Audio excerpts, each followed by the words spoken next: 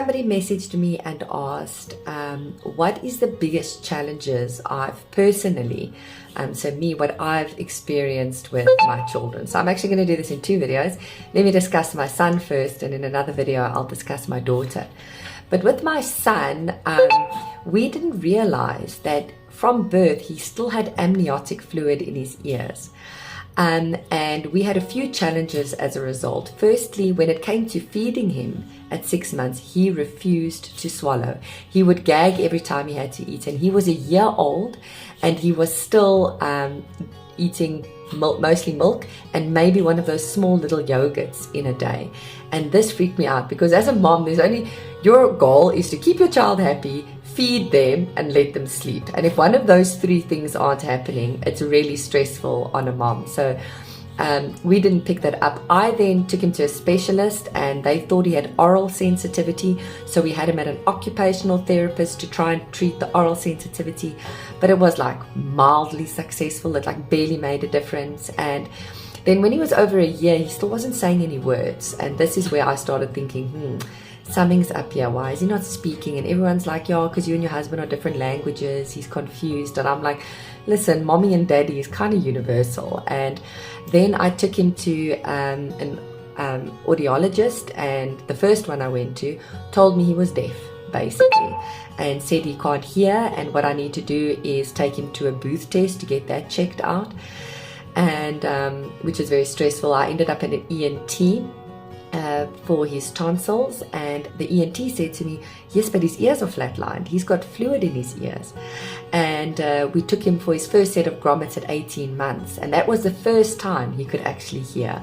And after he had those grommets and released the pressure buildup in his ears and his sinuses, boom, he said his first words in that week after the grommets, and he ate his first proper meal straight after that. And then we eventually took him for a booth hearing test because I was still adamant he somehow had a hearing loss, and we did a booth test with him for his hearing, and the lady's like, his hearing is fine.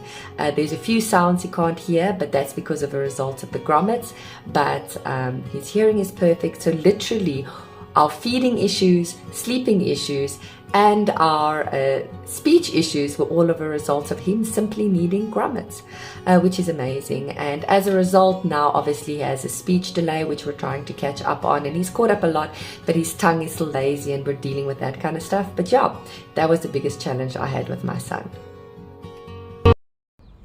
So I recently did a video on what was the biggest challenge I had with my son. And today I'm going to quickly chat about the biggest challenge I had with my daughter. My daughter is currently about 2.5 years old.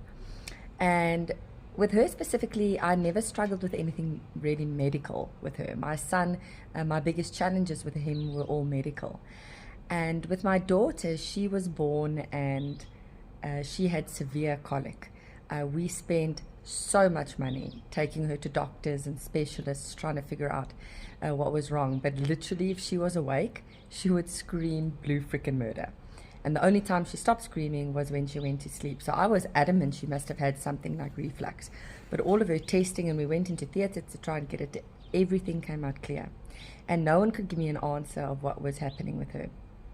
And as a mom, your job is to do 3 things: feed your child, make them happy, and help them to sleep. And I mentioned this in the previous video that if you can't do one of those 3, it is exceptionally stressful on a mother.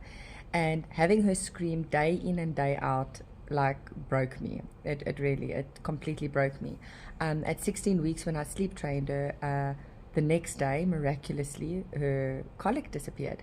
And it's interesting because now as an older child, I realized that she is not a cuddly, huggy, touchy person. And I think the more she screamed, the more I rocked her, held her, bounced her, tried to calm her down, tried to feed her, the more I was actually irritating her, and the worse the screaming was. And in hindsight, if I look back, I think if I'd left her a little bit more alone, the crying would have been a lot less. And it was like she just needed to figure out how to settle herself. She doesn't want someone to settle her, she wants to settle herself. And part of that process, in order for me to survive emotionally, I kind of dissociated a little bit from her. I separated me and her, because if I was too emotionally involved there, I probably would have cracked. So once she was no longer colic and she would cry like a normal baby, that highly triggered me. It brought up all the trauma that came with that colic.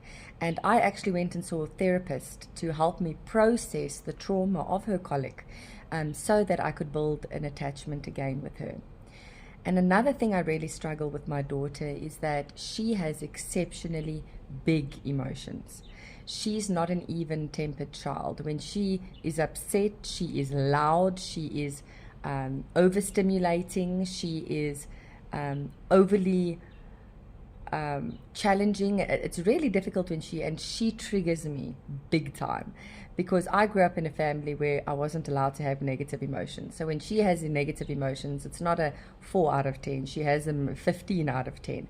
And that's been quite difficult for me to navigate, to find the balance between not shutting her emotions down, but also regulating myself, that it doesn't trigger me as much as what it does. So with my daughter, I'd say those are the things I've struggled the most with.